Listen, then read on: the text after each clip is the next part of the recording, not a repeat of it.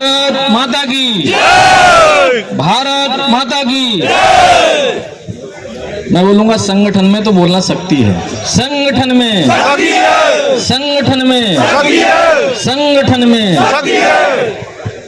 कुछ चीजें अपने हिंदुत्व का अधिष्ठान क्या है वो बताता हूं मैं आपको, क्योंकि ये तो ठीक बात है कि हमने जन्म लिया है और हिंदू धर्म में लिया है, इसलिए दो तीन चीजें ऐसी हैं कि हमको समझनी तो पड़ेंगी। जिसमें हमने जन्म लिया है, जिस घर में हम रहते हैं, जिन्होंने हमको पाला है, उनके बारे में कुछ तो जानकारी होनी ही चाहिए। अगर जिस घर में रहते हैं उस घर के उसूल अगर मालूम नहीं तो कठिनाई आती रहने में।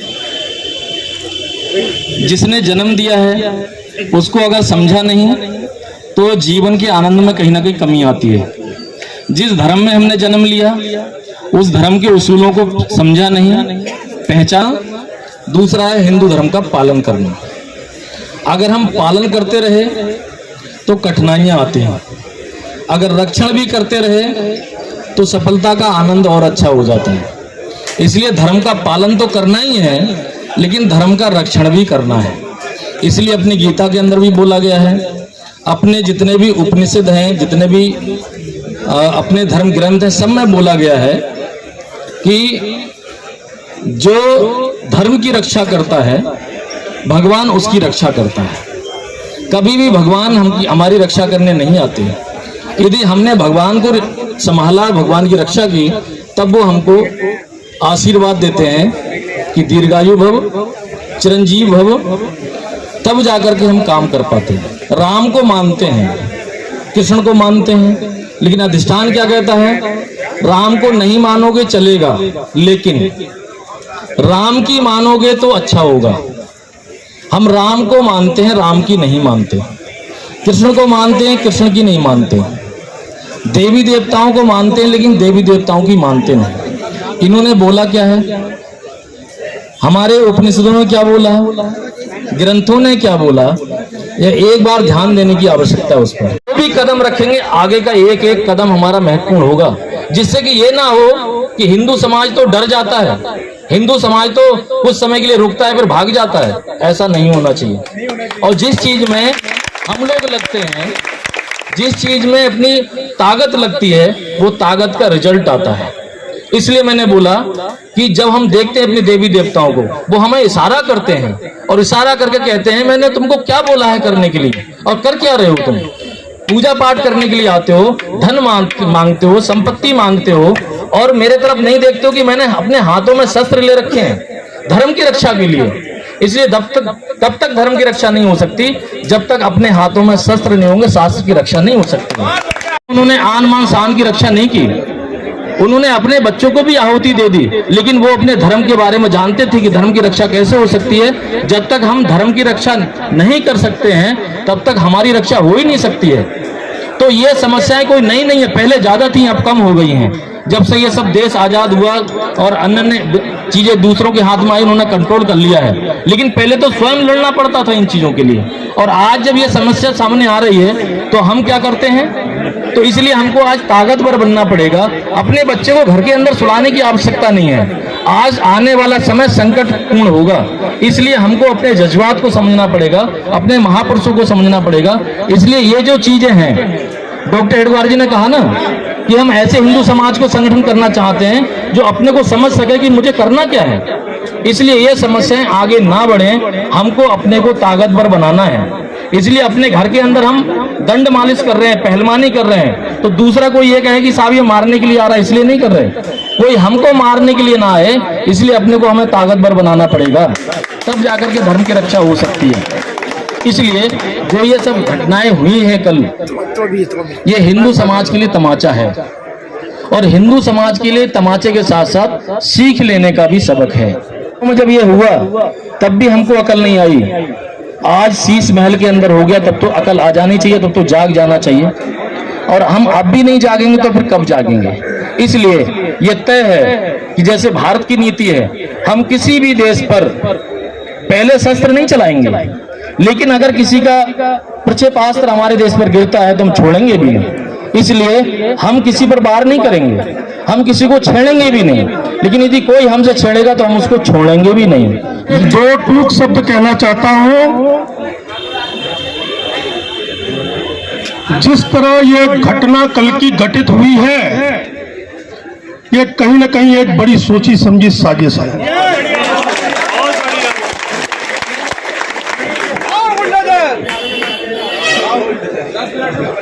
मैं पुलिस प्रशासन का ध्यान आकृष्ट कराना चाहता हूं कि अगर अभी हम नैनीताल रोड में अगर पत्थर बीन कर किसी को मारना चाहे तो पत्थर भी नहीं मिलेंगे। इतने पत्थर लेकर वो कहां से आए, क्या मंशा थी उनकी, क्या वो चाहते थे इस शहर को एक सांप्रदायिक दंगा देने के अवसर को वो ढूंढ रहे थे? ऐसा मुझे ये लगता है। लगभग 50 से 60 युवा जो कि बदमाश किस्म के थे, उनके द्वारा चिन्हित करना लोगों को कि इन्होंने पटका पहने हैं, भगवा पटका पहना है, और उसके ऊपर हमला करना। और जिस परिवार के बच्चे के ऊपर उन्होंने हमला किया उनको मैं व्यक्तिगत रूप से जानता हूं, और मैं इस मंच से बड़े बेफिक्र होकर और पूरे संकल्प पूर्वक कह सकता हूं कि उसकी उसमें एक लेस मात्र गलती नहीं होगी। तो यानी कि यह झगड़ा अकारण नहीं था, यह कारणवश बनाया गया झगड़ा था। इस क्षेत्र का माहौल दिन पर दिन बिगड़ता जा रहा है। पूरे हल्द्वानी शहर की घोड़ा बुग्गी इस श्रमिक बस्ती की गेट से घूम रही है। यहाँ के रहने वाले लोगों का जीना मुहाल कर रखा है। जिनको स्टॉक करना है वो अपने खुद के संसाधन से स्टॉक करें। मैं आज इस मंच से महापौर होने के कारण एक घोषणा करता हूँ, कल से यहाँ पर बुग्गी का आवागमन बंद कर दिया जाएगा। इस गोला गेट श्रमिक बस्ती से बुग्गी का आवागमन बंद कर दिया जाएगा। बहुत बढ़िया, बहुत बढ़िया। मैं पुलिस प्रशासन को आगाह भी करना चाहता हूँ जमीनी कार्रवाई होनी चाहिए कि लगभग जब से रोजे चल रहे हैं, झुंडों में लड़के कालाडूंगी रोड, नैनीताल रोड इत्यादि रोड इस तरह की घटनाओं को अंजाम दे रहे हैं। बिना हेलमेट के वो घूम रहे हैं। बच्चे नाबालिग। सीपीयू केवल चालान करती है बंदुलपुरा ताज चौराहे से इधर को।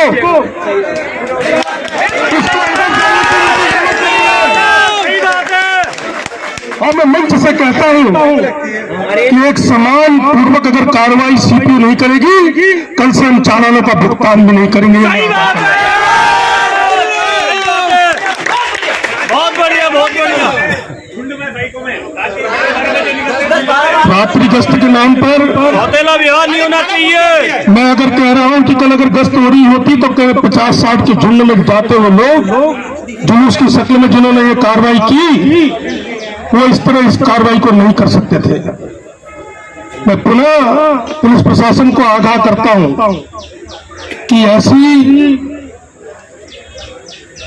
बदतमीजी बिल्कुल शहर में बर्दाश्त नहीं की जाएगी। हम बर्दाश्त करने की सीमा से अब बाहर हो चुके हैं।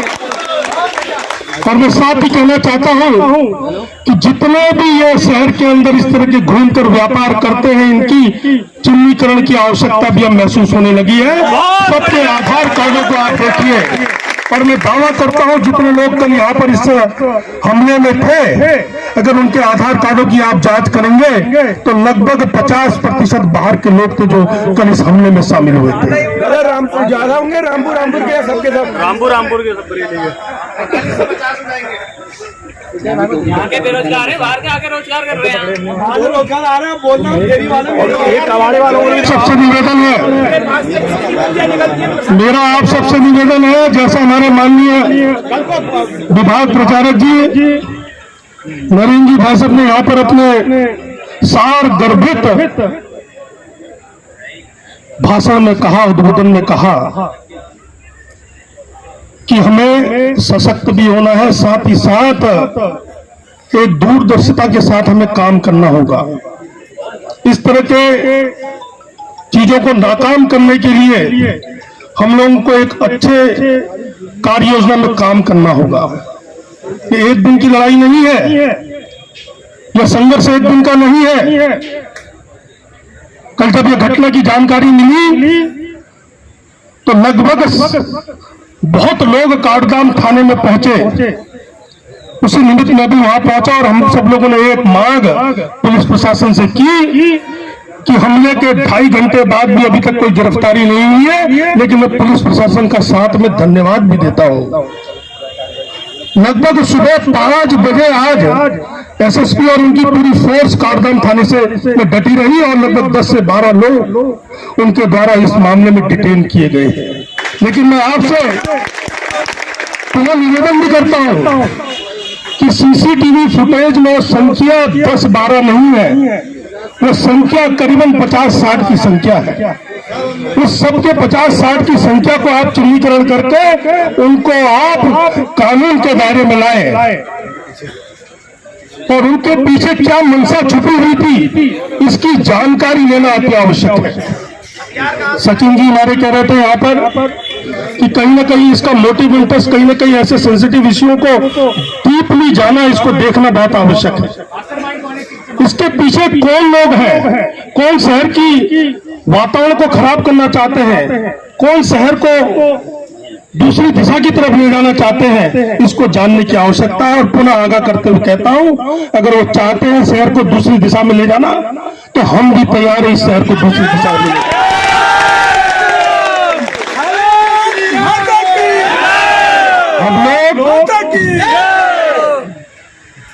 हम लोग सहनशील हैं,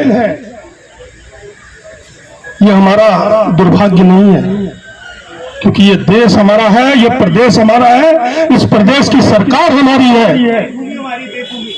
ये देवभूमि है, ये शहर हमारा है। लेकिन हमारी सहनशीलता को इसके दूसरे मायने में निकालने चाहिए। मैं आप सबसे पुनः आग्रह, इस प्रांगण में इस विशाल वट वृक्ष के नीचे उपस्थित इस जनसमूह का मार्गदर्शन कर रहे हमारे विभाग प्रचारक जी, हमारे महापौर जी, तमाम यहाँ पे जितने भी जनप्रतिनिधिगण हैं, विभिन्न संगठनों से आए, इस मूवमेंट को, इस आंदोलन को अपना समर्थन देने के लिए आए हुए लोग, माताएं, बहनें और सम्मानित जनता। एक दुर्भाग्यपूर्ण घटना हुई कल शाम को, पुलिस के संज्ञान में जब आई, और उसके बाद मैं पंकज जी की और उनकी टीम को इस बात के लिए साधुवाद देता हूं कि उन्होंने बिल्कुल भी देरी नहीं की उसको रिपोर्ट करने के लिए। ये थाने में आए और उसके बाद जैसे ही ये सूचना उच्चाधिकारियों को पता चली, तत्काल जो जिला प्रमुख है, एसएसपी सबसे सीनियर ऑफिसर होते हैं जिले में, उन्होंने डेरा डाल लिया थाने पे। मेयर साहब भी वहां पहुंचे, तमाम और लोग भी पहुंचे। जो घटना थी शुरू में पता नहीं चल रही थी कि क्या हुआ था, लेकिन धीरे धीरे वो चीजें क्लियर होती गई और उसके बाद एफआईआर हुई है। एफआईआर भी मैं बताना चाहूंगा कि सुसंगत धाराओं में हुई है, कड़ी से कड़ी धाराएं उसमें लगाई गई हैं। थोड़ा सा जो 2-2.5 घंटे हमें लगा, चूंकि हमें कानून का पालन भी करना होता है, हमें जो जनभावनाएं हैं उनके साथ कानून के रूप से सही काम हो और कोर्ट में वो चीज टिके, तो उसके लिए थोड़ा समय लगता है। और लगभग जब चिन्हित हो गए, सुबह 5 बजे एसएसपी और उनकी पूरी टीम, जब ये चीजें पता चल गई कि ये फला लोग हैं और उनको लाने की कार्रवाई प्रारंभ हुई, उसके बाद ही एसएसपी ने थाना छोड़ा। और आप सभी के बीच में मैं ये संज्ञान में लाना चाहता हूं कि इसमें हमने 10 गिरफ्तारियां कर ली गई हैं। कई सारे सीसीटीवी देखने, जैसे कि महापौर साहब ने भी कहा कि जितने भी आप टीवी हैं, वो कल रात को बहुत सारे लोग सो रहे थे तो घरों में हमें वो टीवी फुटेज एक्सेस नहीं हो पाए, तो टीमें हमारी सीसीटीवी वाली अलग बनी है, कई सारी हमने टीमें बनाई हैं। इसमें जो बाकी लोग हैं वो भी चिन्हित किए जा रहे हैं। जो वाहन इसमें इस्तेमाल हुए हैं उनको भी हम सीज करेंगे और एक ऐसा इसमें कार्रवाई करेंगे जो एग्जाम्पलरी हो। ये केवल एक घटना नहीं है, हम इसको इस रूप में भी लेते हैं कि हमारे शहर का माहौल खराब ना हो। हल्द्वानी बहुत शांति प्रिय शहर है और ऐसी कोई चीज यहाँ पे नहीं है कि हम इस ढंग का कोई मसाला दें कि हमारा शहर जलने लगे और कई ऐसी चीजें फिर हमारी प्रभावित हो। मुझे ध्यान है रुद्रपुर में कई साल पहले 7-8 साल पहले ऐसा मामला हुआ था, तो 4-5 साल पीछे वो शहर चला गया था। इकोनॉमिक रूप से तमाम हमारे सारे लोग जिनकी रोजी रोटी जुड़ी हुई है, तो हम ऐसी कोई भी चीज नहीं होने देंगे जो इस शहर को परेशानी में डाले या इस शहर को किसी ढंग का नुकसान पहुंचाए। कुछ बिंदु जो विभाग प्रचारक, मैं तो आपका जो उद्बोधन है उसको भी बहुत ध्यान से सुन रहा था और बहुत अच्छी बात आपने कही। एक उनके बिंदु पे बाद में आऊंगा। महापौर जी ने 2 बिंदु और कहे हैं यहाँ पे कि एक तो ऐसे लोग जो यहाँ के निवासी नहीं और घूम रहे हैं उनका सत्यापन होना जरूरी है। तो एक ये कार्रवाई हम इसको कर रहे हैं, इसको और इसमें तेजी लेके आएंगे। वैसे ये प्रदेश स्तर पर चल रही है। कहीं से एक बात आई थी कि इंटेलिजेंस रिपोर्ट थी कि रोहिंग्या आ गए हैं, उसके बाद से सरकार अलर्ट हुई और बहुत बृहद स्तर पर ये सत्यापन का कार्य चल रहा है। दूसरा जो इमीडिएट कंसर्न है वो बाइकर्स का है। ये बात सही है कि बहुत सारे लोग शाम के समय या जिस समय टाइम नहीं होता उस समय बिना हेलमेट के या ट्रिपल राइडिंग में चल रहे हैं। तो ये हमारी ड्यूटी है, ये हमारे पार्ट पे ये जिम्मेदारी हमारी है कि हम उस चीज को रोकें। और कल शाम को भी हमने ये कहा, आज हम जितने भी हमारे थाने हैं शहर के अंदर, उन सभी थानाध्यक्षों को निर्देशित कर रहे हैं कि वो इस पे लगाम लगाएंगे और जो काम नहीं करेगा, जिसके यहाँ नहीं होगा, वो फिर उसका दंड पाएगा। मैं विभाग प्रचारक जी की बात पे आना चाहता हूँ पुनः।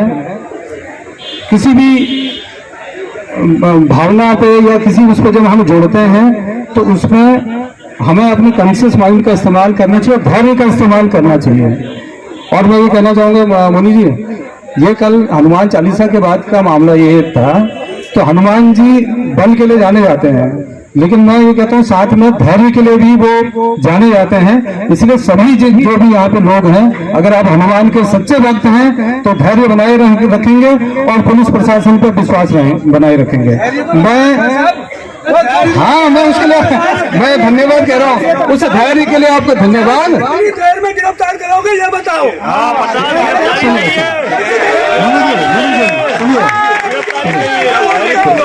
धैर्य बना रखा है।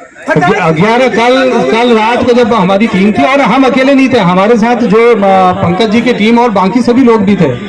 तो आप ही के द्वारा कहा था कि कल 11 बजे हम इकट्ठा होंगे और इसमें गिरफ्तारियां होंगी। जो मैक्सिमम हम कह रहे हैं ना, हमारा और कोई काम नहीं था। कल से जब सीनियर अधिकारी वहां बैठा है और उस काम को कर रहा है, इतना काम किया, तो आप यकीन रखिए अब हम काउंट करके बताएं कि 5 करेंगे, 6 करेंगे, 20 करेंगे, तो ये ऐसे उनके घर वाले उठाए जा सकते हैं। उसमें कह रहे हैं चिन्हीकरण के बाद उन पर कार्रवाई। हमने कहा हम वाहनों को भी सीज करेंगे। तो सीसीटीवी रात को ना हमारे जितने भी लोग थे यहाँ घर वाले, वो लोग जो है सोए हुए थे। कई जगह पे हम गए, वो उठे भी नहीं। तो वो कार्यवाही अब प्रारंभ हो जाएगी। घटना को लेकर इसमें क्या उनकी मांग है, आपके वक्त क्या कार्य है? कल साय इस जगह पे, इसी स्थान पे कुछ आपस में कहा सुनी हुई और उसके बाद पथराव हुआ। ये सूचना पुलिस को मिली है। पुलिस के द्वारा इसमें त्वरित कार्रवाई करते हुए अभियोग पंजीकृत किया गया और उसके बाद इसमें 10 गिरफ्तारियां कर ली गई हैं। यहाँ पे संगठनों के लोग इकट्ठा हुए, उनके द्वारा मांग की गई है अन्य लोगों की जल्दी से जल्द गिरफ्तारी की जाए। इसमें आश्वस्त किया गया है कि सीसीटीवी फुटेज में जो बाकी लोग हैं उनका चिन्हीकरण किया जा रहा है और अन्य लोगों की गिरफ्तारी भी की जाएगी। जैसे उन लोगों ने समय की मांग की गई है कि कितने समय में गिरफ्तार कर लिया जाएगा? सीसीटीवी कैमरे के फुटेज पे ये डिपेंड करेगा कि हमें कितनी जल्दी इनपुट मिलते हैं। उसके अलावा स्थानीय स्तर पे हम अभी अपनी अभिसूचना और जो सुरागदर्शी है उसके आधार पे इसको देखेंगे। इसमें जल्द से जल्द कार्रवाई होगी। की गई थी कल की घटना को लेकर, क्या इसमें रहा घटना में? देखिए, महापंचायत का निर्णय ये रहा कि मंगलवार 6 बजे सायंकाल तक जितने भी लोग इसमें घटना में सम्मिलित थे उन सबको पुलिस द्वारा डिटेन किया जाएगा। और लगभग 10-12 लोग पुलिस ने अभी तक डिटेन किए हैं। और पुनः मैं कहना चाहता हूं कि किसी को भी सांप्रदायिक सौहार्द को बिगाड़ने की अनुमति बिल्कुल नहीं दी जाएगी। अगर वो फिजा खराब करना चाहते हैं तो उसका मुंह तोड़ जवाब दिया जाएगा। आइंदा से घटना न हो इसके लिए कोई अधिकारी ने बात कही? बिल्कुल, अधिकारियों को हम लोगों ने सचेत कर दिया है और जिले के कप्तान से लेकर सभी लोगों से वार्ता की गई है और अपने मातृ संगठन से लेकर अपने उच्च वरिष्ठ सभी अधिकारियों से हमने बात की है। और इस तरह की घटना की मैं निंदा करता हूँ। पुनः ये कहता हूँ कि ये घटना की पुनरावृत्ति न हो, इसकी जिम्मेदारी प्रशासन की है। शीश महल रामनगर मैदान में हर मंगलवार को हनुमान चालीसा का पाठ किया जाता है। कल भी पाठ किया गया था। ऐसी क्या घटना हुई जो आपको महापंचायत करनी पड़ी? ये घटना महापंचायत को लेके नहीं हुई है, वो तो एक अपना नियमित एक हनुमान पाठ भक्तों द्वारा होता है। उस हनुमान पाठ में अचानक जो हम करके आए थे तो 50 से 60 हमलावर अचानक आए और किसी ने अपने बच्चों ने गले में पट्टे लगाए थे, तो उन्होंने कहीं बजरंग दल के और उन्होंने सीधे वार करना शुरू करा और पथराव करना शुरू कर दिया। शासन प्रशासन क्या कहना है इसमें? शासन प्रशासन के द्वारा यही कहना है कि हमने गिरफ्तारियां करी हैं, 10 गिरफ्तारियां अभी तक हुई है और वो भी सभी मुस्लिम समुदाय से जुड़े हैं। और जो लोग बचे उनकी गिरफ्तारी का समय? उनके लिए मंगलवार 6 बजे तक का समय दिया गया। आपका नाम? पंकज खत्री। अभी शीश महल रामनगर मैदान में कल की घटना को लेकर एक महासभा की गई थी, इसमें क्या निर्णय निकला? देखिए, निर्णय अभी हमारा कल रात्रि जो 7:30 बजे की घटना थी, उसके बाद काठगोदाम थाने में सभी 200-250 हिंदुओं की संख्या के साथ हम लोग वहाँ गए थे।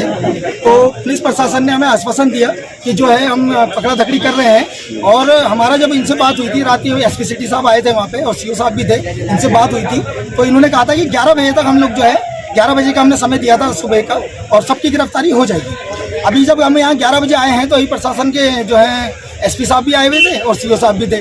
इनके द्वारा हमसे ये कहा गया है कि 10 लोगों की इन लोगों ने गिरफ्तारी कर ली है सीसीटीवी के आधार पर। रात्रि सबके घर में जाना संभव नहीं था सीसीटीवी देखने के लिए, तो नहीं हो पाया था, तो इन लोगों ने 10 लोगों की गिरफ्तारी करी है। बाकी कब तक गिरफ्तार कर लेंगे? बाकी के लिए ये लोग कह रहे हैं कि कल शाम तक अधिकतर लोगों की गिरफ्तारी हो जाएगी। तो हमारा कहना यह है कि कल शाम तक अगर प्रशासन पूरी स्पीड के साथ कार्य नहीं करता है और इनकी गिरफ्तारी नहीं होती है, तो परसों सुबह 10 बजे से संपूर्ण हिंदू समाज को साथ लेकर विश्व हिंदू परिषद बजरंग दल का प्रत्येक कार्यकर्ता सुबह 10 बजे से कोतवाली के अंदर बैठेगा और तब तक नहीं उठेगा जब तक 60 हो, 70 हो, 80 हो, इनकी गिरफ्तारी नहीं होती है। देखिए भाई साहब, बजरंग दल के कार्यकर्ता का नाम लेकर उस पर जो हथियार से हमला किया गया है। एक भगवा पहनना आज साला आतंक मच गया है कि भगवा नहीं पहन सकते हम लोग, हनुमान चालीसा का पाठ नहीं कर सकते, तो बहुत दुर्भाग्य की बात है हमारी प्रशासन। क्या ऐसी घटनाओं का पुनरावृत्ति ना हो इसके लिए कोई शासन प्रशासन ने आपसे बात कही है? शासन प्रशासन ने जो है कहा है कि हम जो है अंकुश लगाएंगे, जो यहाँ रोहिंग्या आ रहे हैं या बाहर के लोग आ रहे हैं सत्यापन करेंगे, नशे पे अंकुश लगाएंगे। लेकिन वो तो भाई साहब जी बात का विषय है। पहले तो हमें ये 70-80 लोग चाहिए जिन्होंने हमारे मंदिर पे घुस के हमारे हिंदुओं पे तलवार से हमला किया। आपका नाम? मेरा नाम जोगेंद्र राणा, जिला संयोजक बजरंग दल। धन्यवाद।